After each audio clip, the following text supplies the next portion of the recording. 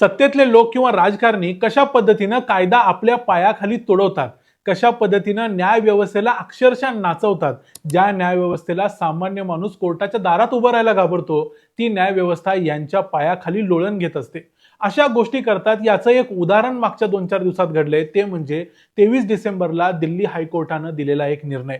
उन्नावमध्ये एका मायनर मुलीबरोबर, म्हणजे जी अल्पवयीन होती, त्या मुलीबरोबर जो बलात्कार तिथल्या भाजपच्या आमदारानं केला होता, त्याच्या संबंधीचा एक निकाल दिल्ली हायकोर्टानं 23 डिसेंबरला दिला. या निकालात या व्यक्तीची, म्हणजे बलात्कार करणाऱ्याची जी जन्मठेपेची शिक्षा होती, ती कोर्टानं सस्पेंड केली, म्हणजे रद्द केली. आणि दुसरी गोष्ट म्हणजे त्याला जे इतर शिक्षा झालेल्या होत्या त्याच्यामध्ये देखील त्याला कंडिशनल बेल दिली. आता कंडिशनल बेलमध्ये कंडिशन्स काय घातल्या त्या ऐकल्या तर तुम्ही स्वतःवर हसाल.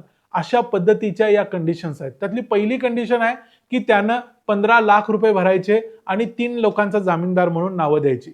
दुसरी गोष्ट त्याला सांगितलेली आहे की दिल्ली नॅशनल कॅपिटल टेरिटरी, जो म्हणजे दिल्लीचं राज्य आहे, या राज्याच्या मर्यादेतच राहायचं. आणि तिसरी कंडिशन त्याला घातली आहे ती म्हणजे जी कोणी पीडिता मुलगी आहे, जिच्यावर बलात्कार झालाय, तिच्या घराच्या 5 किलोमीटरच्या एरियामध्ये या आमदारानं जायचं नाही. आता उत्तर प्रदेशमधल्या राज्यातल्या एका व्यक्ती, तिथला एक आमदार काय काय करू शकतो आणि त्यानं काय काय अगोदर केलंय त्याची नुसती लिस्ट बघितली तरी लक्षात येईल की तो माणूस 5 किलोमीटर काय, तो अगदी तिच्या घरात जाऊन पोहोचेल. इतकी त्याची हिंमत आहे, इतकी त्याची तिथं दहशत आहे. त्यामुळे कोर्टाने नक्की काय केलंय आणि काय हा निकाल आहे, कशा पद्धतीनं आपल्या न्याय व्यवस्थेचे वाभाडे काढलेत आणि कशा पद्धतीनं सामान्य माणसावर या देशातले सत्ताधारी लोक किंवा पॉलिटिशियन्स हसतात, याचं एक उदाहरण आजच्या या व्हिडिओमध्ये बघूया. मी आहे रणजित यादव आणि तुम्ही पाहतात द मराठी बाणा. सामान्य माणसाची स्मरणशक्ती ही थोडीशी शॉर्ट असते. त्याला मागं जास्त काळात घडलेल्या घटना व्यवस्थित आठवत नसतात. पण त्याला एवढं तरी आठवत असेल की उन्नावमध्ये एका अल्पवयीन मुलीवर बलात्कार झाला होता आणि तो तेव्हाच्या बीजेपीचा आमदार असलेल्या कुलदीप सेंगरने केला होता. आता या घटनाची जर टाइमलाईन बघितली तर कशा पद्धतीने हे सगळं घडलं होतं, तर सगळ्यात पहिली गोष्ट म्हणजे जून 2017 मध्ये एक घटना घडली की एक मुलगी एका आमदाराकडे गेली आपल्याला नोकरी मिळावी म्हणून. म्हणजे तिथे एक मीटिंग होणार होती. त्या मीटिंगच्या वेळेलाच या आमदारानं त्या मुलीला आपल्या एका खोलीत नेलं आणि त्या मुलीवर बलात्कार केला. जेव्हा आमदारानं बलात्कार केला त्यानंतर ती मुलगी म्हणजे जणू काय आमदाराच्या कार्यकर्त्याची जहागीर झाली. त्यामुळं लगेचच काही दिवसांनी आमदारानंतर त्या आमदाराच्या कार्यकर्त्यांनी त्या मुलीवर गँगरेप केला, म्हणजे मुलीवर डबल अत्याचार झाला. त्यानंतर ही मुलगी मग पोलिसांच्याकडे गेली, तिथे जाऊन न्याय मागायला लागली. तर ते उत्तर प्रदेशमधले पोलीस, त्यामुळे तिथल्या त्या आमदाराचा वचक, दहशत, या सगळ्या गोष्टींमुळे पोलिसांनी त्या मुलीला हाकलून लावलं. ती मुलगी तिथून निघून गेली. त्यानंतर काही दिवसांनी मुलगी जास्तच उड्या मारायला लागली की काय, म्हणून मग आमदारानं पुन्हा दट्ट्या लावला आणि पोलिसांनी या मुलीच्या बापाला, जो मुलीला न्याय मागण्यासाठी फिरत होता, त्या बापाला किरकोळ त्याच्यावरती काहीतरी आरोप लावले आणि त्याला उचलून पोलीस स्टेशनमध्ये आणलं. पोलीस स्टेशनमध्ये आणून तिच्या बापाला एवढं मारलं की तो माणूस पोलीस स्टेशनमध्येच मेला. 14 अतिशय वाईट अशा पद्धतीचे घाव या व्यक्तीच्या, म्हणजे त्या बापाच्या अंगावर होते. आता त्या मुलीसाठी न्याय मागणारं देखील कोणी शिल्लक नव्हतं. तिचा बाप देखील मेला. त्यावेळी त्या मुलीनं ठरवलं की आता आपण मुख्यमंत्री योगी आदित्यनाथ यांच्या घरासमोर जायचं आणि स्वतःला जाळून घ्यायचं. असा प्रयत्न जेव्हा तिनं केला तेव्हा ही गोष्ट जनमानसाच्या लक्षात आली की असं काहीतरी घडलंय आणि मग याच्यावरती लोकांनी आवाज उठवला.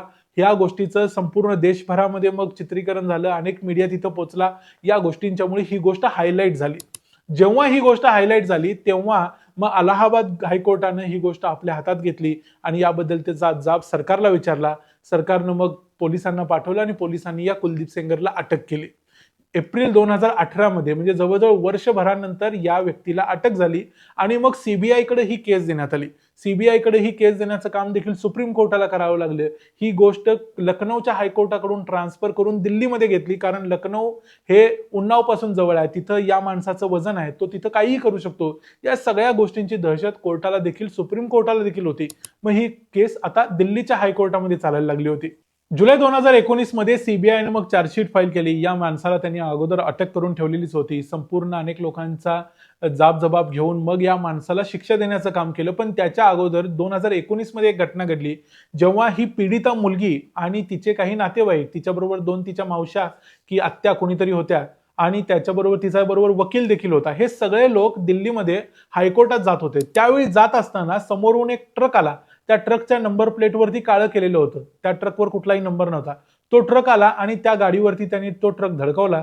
त्या गाडीमध्ये ती पीडिता होती, तिचा वकील होता, ते दोघं वाचले. दोन ज्या आत्या किंवा मावश्या होत्या त्या दोघी जागेवरती मेल्या. म्हणजे पीडिता त्यातून देखील जगली, ही या आरोपीच्या दृष्टीनं दुर्दैवी गोष्ट होती. यानंतर लक्षात आलं की ज्यांनी हा ट्रक घुसवला ते व्यक्ती देखील या कुलदीप सेंगरचीच माणसं होती. म्हणजे तिच्या बापाला संपवलं, तिच्या दोन मावश्या मारल्या. अशा पद्धतीनं ती जिथं जिथं जाईल तिला देखील मारायचा प्लॅन होता, पण ते तो करू शकला नाही. अशा पद्धतीनं आपल्या देशातल्या न्यायव्यवस्थेचे वाभाडे काढण्याचा प्रयत्न या माणसानं केला. पण अखेर 2020 मध्ये कुलदीप सेंगरला सीबीआयनं ज्या पद्धतीनं चार्जशीट फाईल केलेली त्यानुसार शिक्षा झाली. त्याला जो त्यानं रेप केला होता त्याबद्दल त्याला जन्मठेपेची शिक्षा झाली. त्यानंतर त्यानं तिच्या वडिलांची हत्या केलेली होती, त्यामागे देखील तोच होता हे सिद्ध झालं. त्यामुळे त्याबद्दल त्याला 10 वर्षाची शिक्षा झाली. आणि तिसरी गोष्ट म्हणजे त्या ज्या ऍक्सिडेंट करून त्या ज्या दोन आत्यांना मारायचा प्रयत्न, मावशांना मारायचा प्रयत्न केलेला होता, त्यामध्ये या माणसाला निर्दोष सोडण्यात आलं, कारण पुरावे नव्हते.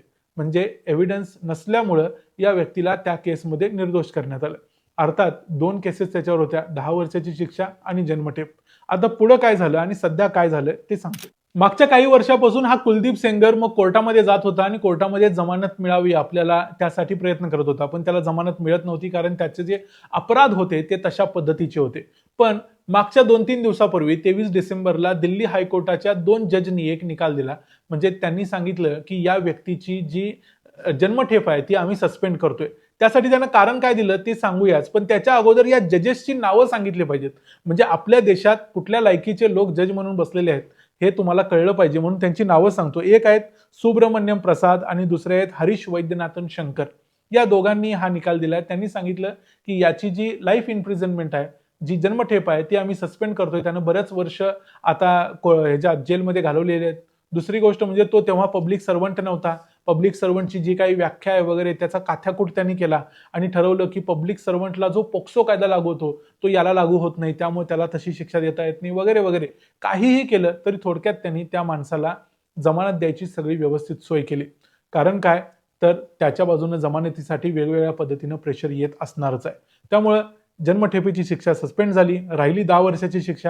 त्या 10 वर्षाच्या शिक्षेमध्ये देखील त्याला कंडिशनल बेल दिली. बेलसाठी कोणकोणते नियम घातले मी तुम्हाला अगोदरच सांगितलं. म्हणजे अशा पद्धतीने काहीही करून या माणसाला मोकळं फिरायची तजवीज करण्यात आली. पण आता सध्या तरी हा माणूस जेलमध्ये आहे. आता पुन्हा एकदा देशभरामध्ये याबद्दलचं आंदोलन सुरू झालंय. लोक दंगा करतायत, रस्त्यावर येत आहेत. दिल्लीमध्ये 2 दिवसापूर्वी एक आंदोलन करण्याचा प्रयत्न झाला. म्हणजे थोडक्यात काय, लोकांच्या नजरेत ही गोष्ट आल्यानंतर पुन्हा एकदा सरकार याच्यामध्ये ऍक्शन घेण्याची शक्यता आहे.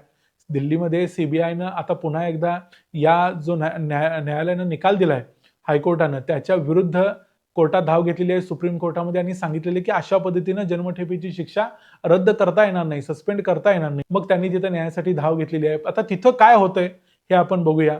आपली तर अशी अपेक्षा आहे की कुलदीप सेंगर त्याच्या शेवटच्या क्षणापर्यंत, मरेपर्यंत जेलमध्येच राहायला पाहिजे, सोडून मेला पाहिजे. खरं तर अशा व्यक्तीला फाशीची शिक्षा द्यायला पाहिजे होती, ती दिली गेली नाही. हे आपलं सगळ्यात मोठं अपयश आहे. पण ती दिली गेली नाही ते नाही, वर त्याला जी जन्मठेपेची शिक्षा दिली ती देखील या देशातलं न्यायालय सस्पेंड करत असेल तर सामान्य माणसानं या लोकांच्याकडून न्याय मागायचा की आपल्या परीनं आपल्या आपल्या पद्धतीनं कायदा हातात घेऊन न्याय करायचा, हा प्रश्न लोकांच्या समोर निर्माण होणार आहे. त्यामुळे तुम्हाला या संपूर्ण मुद्द्यावर, हा जो चीड आणणारा मुद्दा आहे, याच्याबद्दल काय वाटतं ते आम्हाला जरूर कमेंट्समध्ये सांगा. तुमच्या पद्धतीनं या गोष्टीसाठी, त्या पीडितेला न्याय मिळण्यासाठी देखील आवाज उठवा, जिथं शक्य असेल, जसं शक्य असेल तसं. या व्हिडिओमध्ये इथंच थांबूया. पुन्हा भेटूया पुढच्या व्हिडिओमध्ये. तोपर्यंत पाहत रहा द मराठी बाणा. जय हिंद, जय महाराष्ट्र.